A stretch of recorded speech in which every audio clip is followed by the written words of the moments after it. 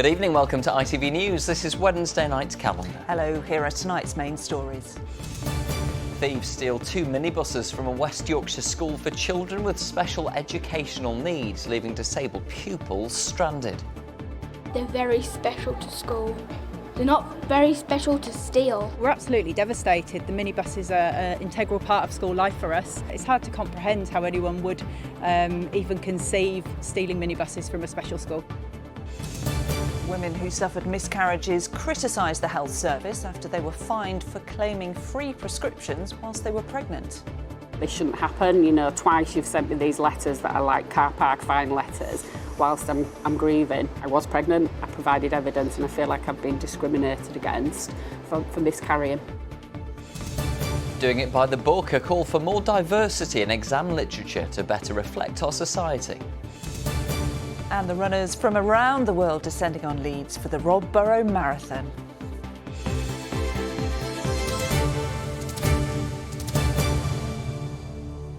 Hello, thanks for joining us. First tonight, a school for children with special educational needs has had to resort to launching a fundraising campaign after thieves broke in and stole 2 minibuses. Ravensall School in Dewsbury uses its vehicles to help pupils with disabilities go to shops and learn skills that can help them become independent.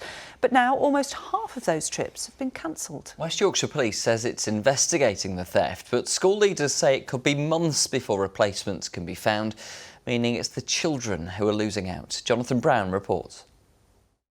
Barging their way into a school for young people with special needs. These thieves, not even under the cover of darkness, calmly take 2 minibuses with no thought of the consequences. It's hard to comprehend how anyone would even conceive stealing minibuses from a special school. 2 of these parking spaces now empty. This school in Dewsbury's had to break the news to its 200 pupils that almost half of its fleet of transport vehicles has gone. They're really upset, and it's not nice to think that people have been onto our school campus and have taken something that's such an important part of our school life. Whether or not we can replace them, we'll have to wait and see. And also, it's not going to be a quick fix. Now, both of the vans that were stolen look very similar to this. They're used every single day by the young people here so they can get out into the community and learn vital life skills. But now nearly half of all of those trips have had to be cancelled, and it could be months before those vans are replaced. For the likes of Eva May, that means the trips to the supermarket she's been preparing for in a bid to help her and her classmates become more independent might not go ahead. Why did you feel sad? Because someone stole our minibuses. And how important do you think the minibuses are to school? They're very special to school. They're not very special to steal. And for Cheyenne, who Ravensall hopes can benefit from conversations outside the school environment, the options are becoming more limited. And where do you go on the minibuses? Supermarket, Cobb, Kimmer. That's led the school to launch a £40,000 fundraising campaign to help replace its vehicles, amid fears insurance payouts may not cover their costs as minibus prices remain high. For people to support us in this and be able to help get us back up and running, literally, would mean the world to us. In the meantime, West Yorkshire Police has said its inquiries are ongoing, while patrols in the local area have been increased following the incident. Though for people here, it's hoped those responsible for taking from this school's children learn of the impact of their actions and return what they stole. Jonathan Brown, ITV News, Dewsbury. What a shame that is. I hope they've managed to raise some money to get those minibuses Yes, absolutely. back. Yeah, hopefully so.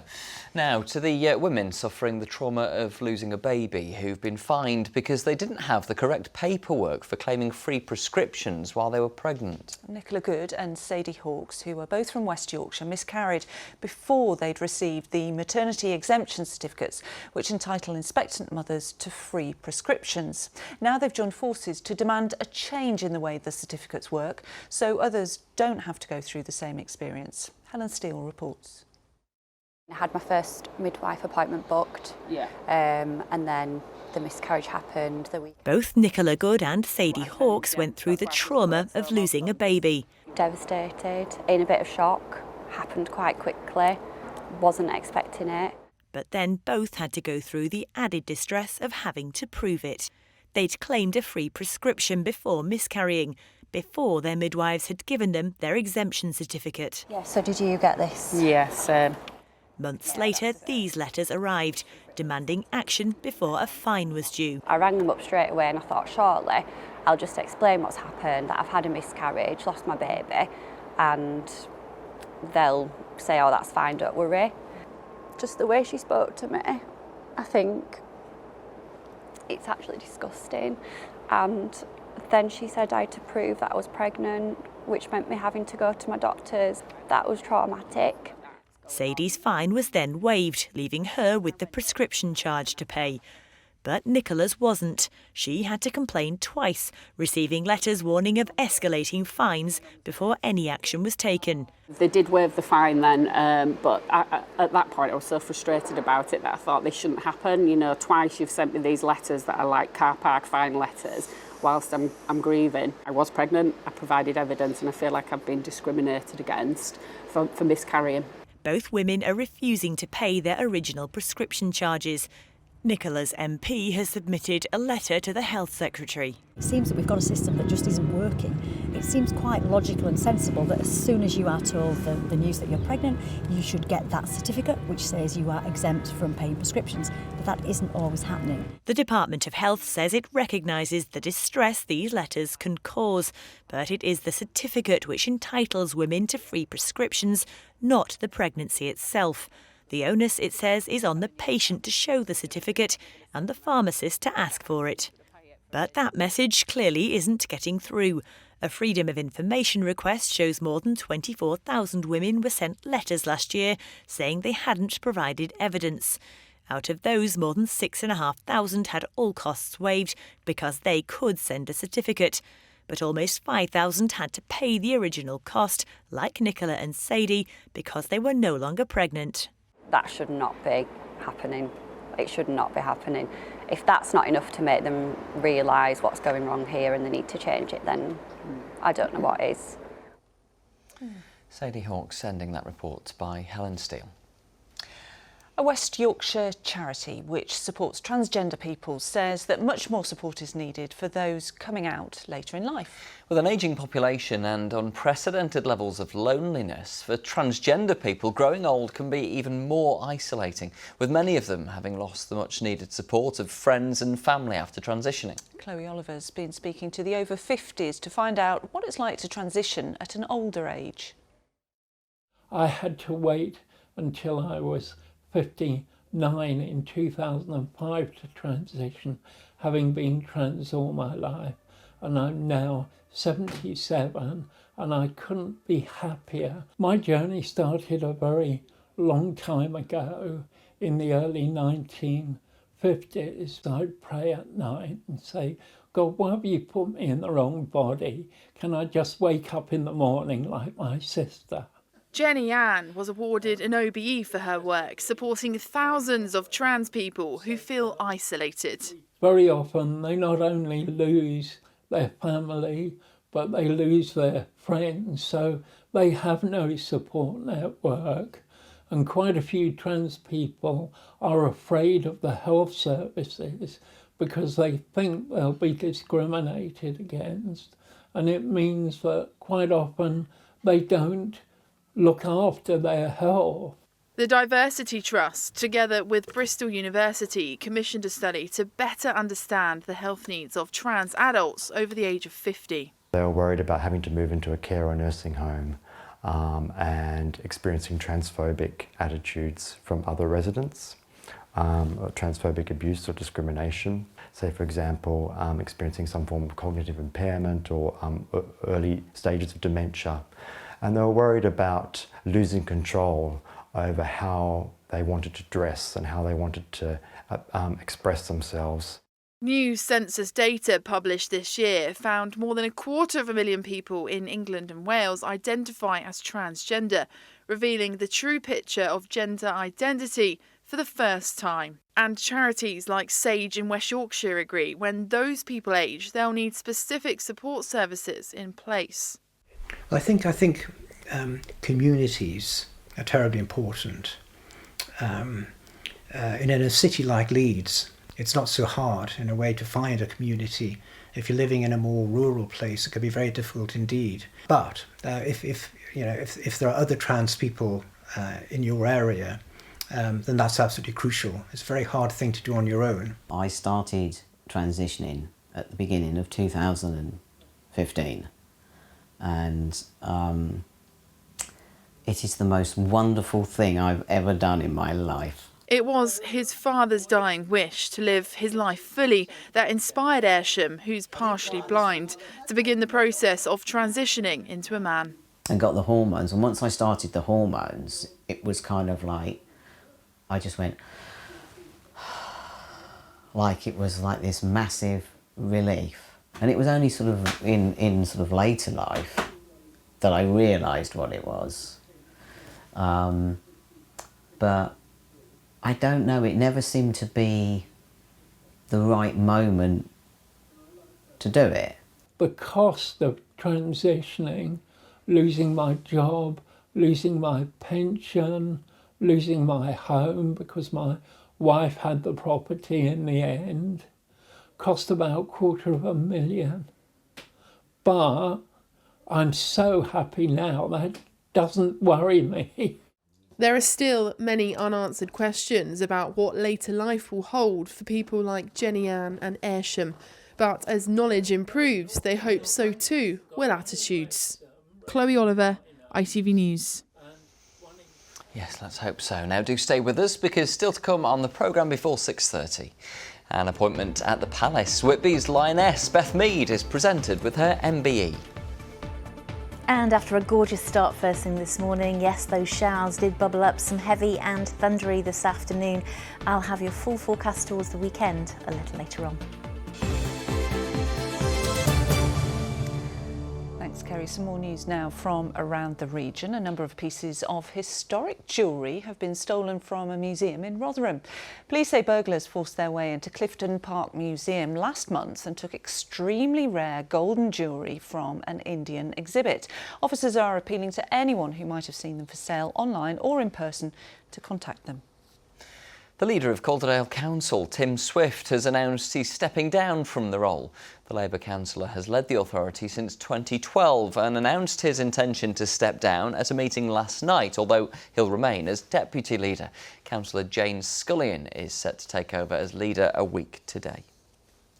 Now, with GCSE exams just around the corner, there are concerns that the books studied by English literature pupils, well, they really don't reflect those reading them. Yes, exam boards say they're working to make the curriculum more inclusive, but 3/4 of English teachers in our region still have worries about the lack of ethnic diversity in the curriculum. Catherine Walker's been to a school in York to find out more.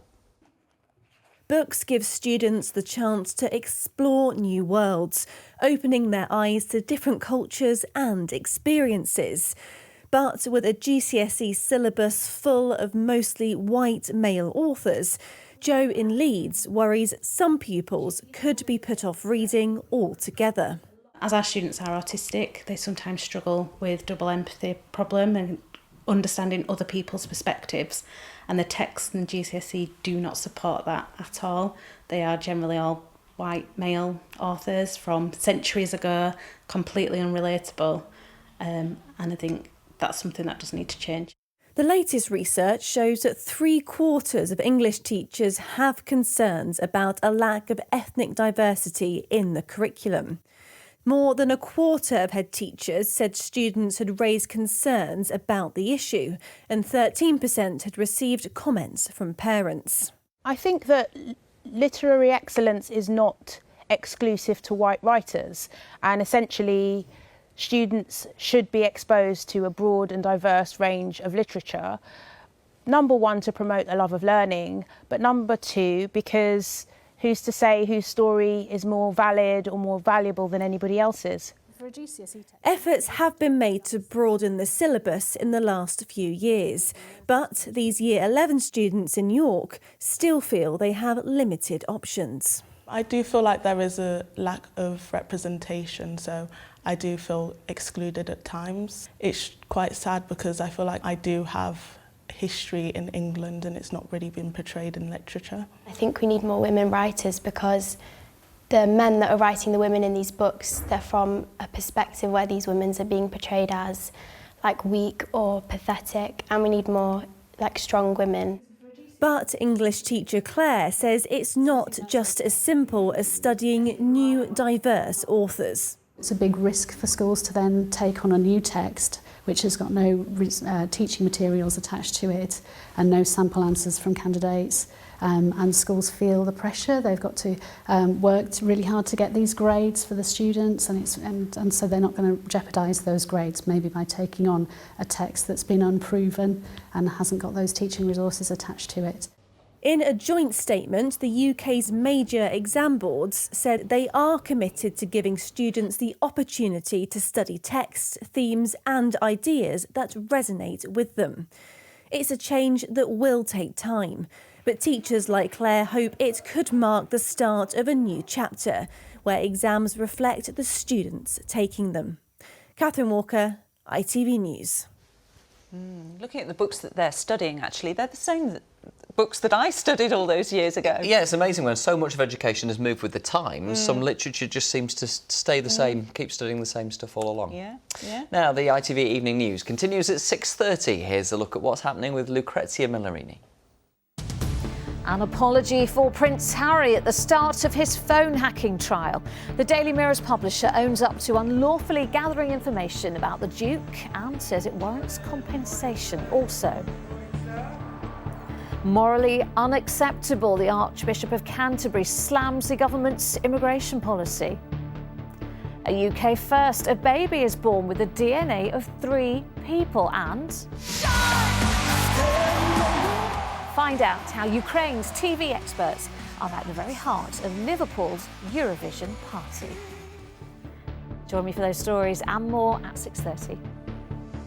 Lucrezia, thank you, we will. Now, last night we brought you the story of how Rob Burrow and his family were getting ready for the first ever Rob Burrow Leeds Marathon on Sunday. Well, he's not the only one. The race has attracted runners from as far afield as North America, South Africa and China. Of course, most competitors will be from closer to home. So Adam Fowler has been to meet some of them. In just a few days' time, thousands of runners will hit the streets of Leeds as it hosts its first marathon in 20 years. It's in honour of Rob Burrow, the former Leeds Rhinos player who was diagnosed with motor neurone disease in 2019. Although everyone has their own reason for doing it. This is Paul Banton from Hemsworth near Wakefield. Diagnosed with MND a year before, by this point he'd lost the use of an arm and the ability to speak. He died in 2019.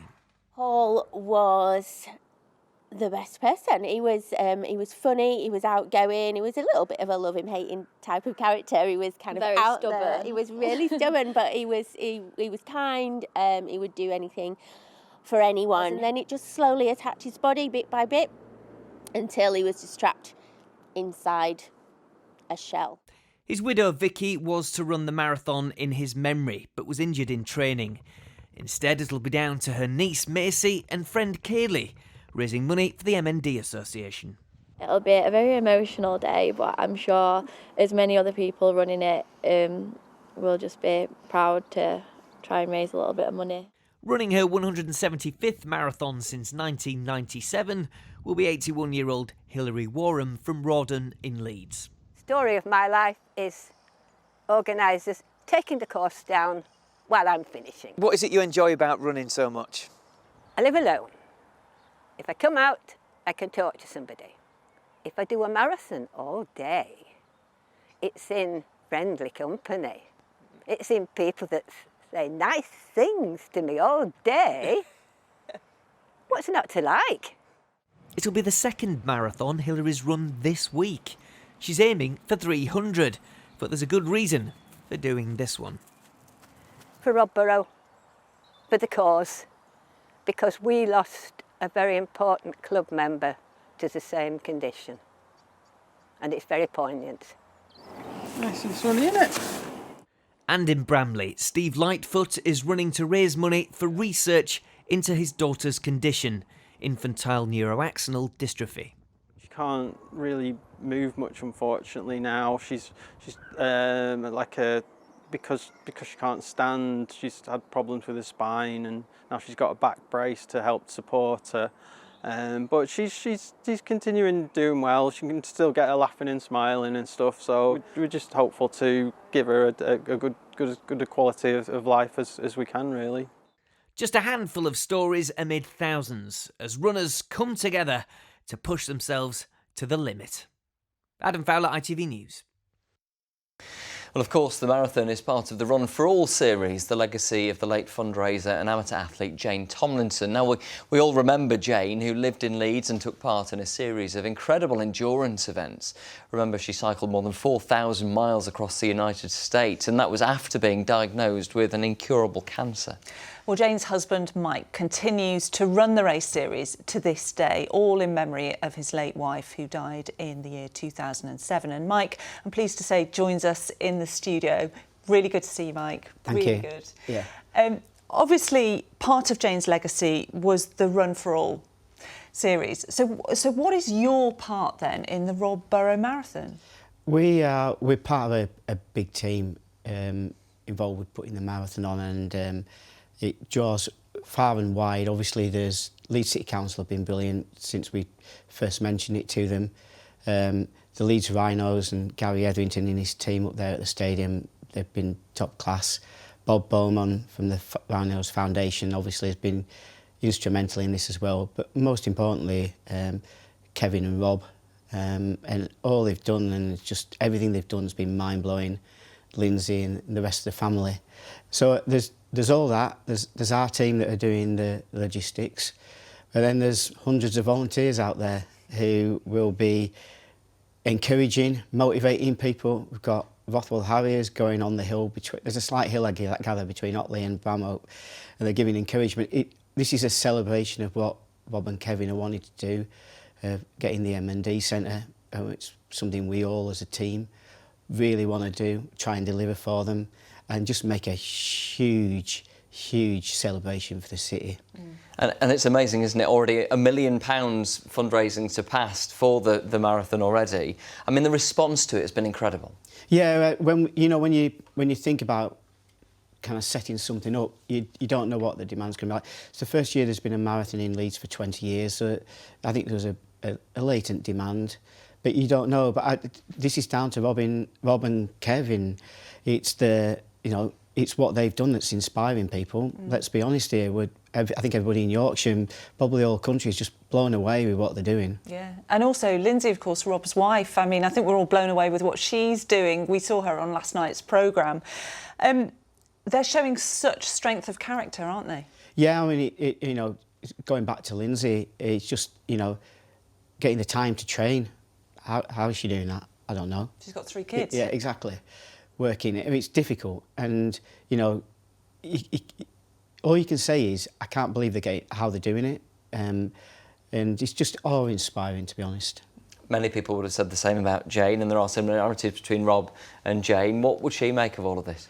I know what she'd make of Rob and Kevin, and she'd be the first on the start line to say, I'm running for that cause. So that's what she'd be saying. Fantastic. Well, Mike, thanks ever so much for coming in. Best of luck at the weekend. I'm sure you'll be cheering them on from the sidelines. So thank you very much indeed for speaking to us. Thank you. Thank you. Lovely to talk to Mike. And if you'd like to find out more about the Rob Borough Marathon, including the all-important road closures, well, just head to our website. It's itv.com/calendar, where we've got all the information that you need just there. Well, Kerry's here now, and if you also want to know about the weather on Sunday... The all-important weather, yeah. Go on. I mean, it's a bit early to say, I suppose, but what's it looking like? We've got high pressure trying to build, so very unlike the last few days where it's been a mix of sunshine and showers. It does look like for most of us, actually, and especially for the marathon in Leeds on Sunday, it's going to stay dry. There's a weather front coming in from the west, but at this stage, even by 3 or 4 o'clock in the afternoon, it looks like that weather front is staying west of the Pennines, so that's good news. That is good news. Yeah, and you don't want it too hot. Well, yeah, by the time you get to lunchtime, it might be sort of mid to high teens. So what I would say is sunscreen for sure. Sunscreen for sure.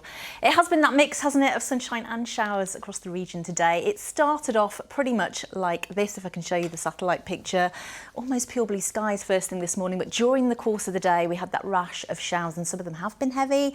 A rumble or two of thunder, particularly to just south of Sheffield into North East Derbyshire and North Notts there, and over the North York Moors towards Scarborough, and highs just around 20 Celsius for Hull. So we did have some heavy downpours, and there is still officially a Met Office weather warning out just for the next couple of hours. So just to be aware that if you are driving on the region's roads, there could be some heavy downpours. But yes, we had some sunshine. Matt Patton was also doing a charity bike ride, a 93-mile charity walk this morning from Headingley to Wigan via the Canal Towpath to raise money for the MND charity in Leeds. So a great start there for Matt, and also a great start for Bill. I would have loved that seat first thing this morning, Bill. A big thank you for taking and sharing your shot at St Aidan's RSPB. And it was almost, I mean, people do send me the photos saying Scarbados, but I mean, it looks amazing, doesn't it? A big thank you to Gary for sharing that, and also to Sally Ann, because of course the showers did bubble up during the course of the afternoon.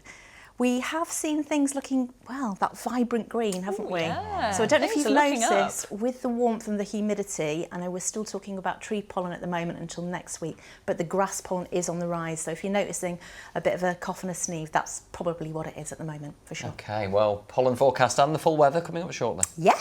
Thank you very much indeed, stuff. Kerry. Now, finally, just time to tell you about and celebrate one of our lionesses, Whitby-born's Beth Mead, who's been presented today with her MBE. The Arsenal and England Women's International was presented with the award by Prince William during a ceremony at Windsor Castle earlier today. Now, she was named in the King's New Year's honours for services to football, following her role in the Lionesses winning Euro 2022 side. There's a lot more girls that I think obviously would deserve and love to be here, but we obviously are flying the flag for women's football, and yeah, huge honour to be here and meet obviously the Prince of Wales again. And he was really excited to see us. He's obviously excited about the women's game, said he's obviously going to the game at the weekend, the FA Cup final, sold out at Wembley, so this is the direction we are heading in, and yeah, honestly it's just amazing. What a couple of years she's had, absolutely amazing. Well done to Beth Mead, MBE. Yeah, absolutely. Congratulations. And it was sunny there in London as well, wasn't it? Lovely, yeah. Here's Kerry with the forecast. Good visibility on the horizon. TUI sponsors ITV Yorkshire Weather. Hello again. So it's been a bit of a mixture across the region today. Yes, some lovely sunny spells around, but already by mid-morning the cumulus cloud bubbling up and giving us a fair few heavy and thundery showers into the afternoon. A similar story as we head into tomorrow. Expect some heavy showers from mid-morning onwards. Again, could be heavy and thundery, and then drier from Friday onwards, but it could be a little cooler and cloudier to eastern parts of the region, especially out towards the coast for a time Friday into Saturday. Low pressure is around as we head through into tomorrow, and then high pressure tries to build Friday into the weekend. But yes, a lot of low cloud and northerly by Friday out towards the east, and then this front eventually by the very end of Sunday heading our way, freshening things up for Monday and Tuesday. But overnight tonight, still the risk of some showers, especially for this evening, and one or two in the mix perhaps overnight tonight. But again, mostly dry, a little bit more cloud around and some mist and murk over the hills compared to last night. So not as chilly, most of us staying into double figures as we head towards storm. There are your sun times for tomorrow. This picture from this morning, 5:12 and 8:54 are your sun times as we head into Thursday. So tomorrow, similar story to today. There'll be some nice warm sunny spells, especially for the morning, but the showers bubble up, and with the winds light, fairly slow moving, a little bit hit and miss, but if you're under one, can last for a while, produce a fair few millimetres of rainfall and maybe give some surface water flooding, especially on the region's roads. 17 or 18 though in the sunshine, a little cooler and fresher out towards the coast, and by evening there could be some low clouding off the North Sea. That's the case as we head into the weekend, especially on Saturday, I think for all on Sunday. Hopefully the rain stays away, a mostly dry weekend ahead. TUI sponsors ITV Yorkshire Weather.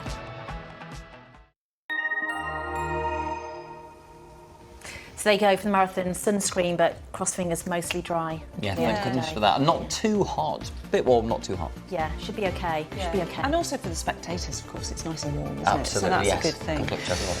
Right, well, that's it for now. I'm back at 10:30. Hope you can join me then. Bye for now. Bye.